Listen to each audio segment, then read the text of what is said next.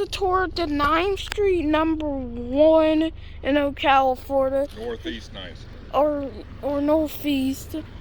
This crossing is owned by the Florida Northern Railway. We still are owned by it as well. So that's where we were before. You see where those people were sitting? Yeah.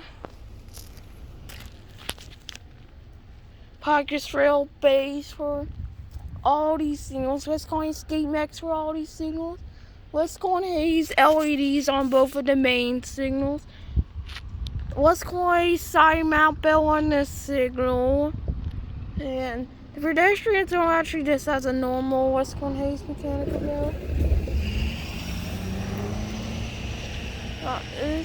Here's track views.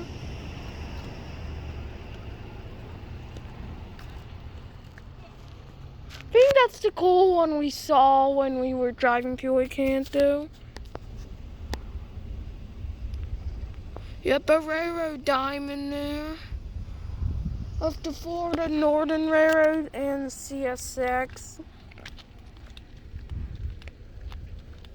Nice to film crossings on the Florida Northern Railroad. Oh, and there's a cat there. So that's it. That's a video of the 9th Street Northeast #1 in Ocala, Florida. Over.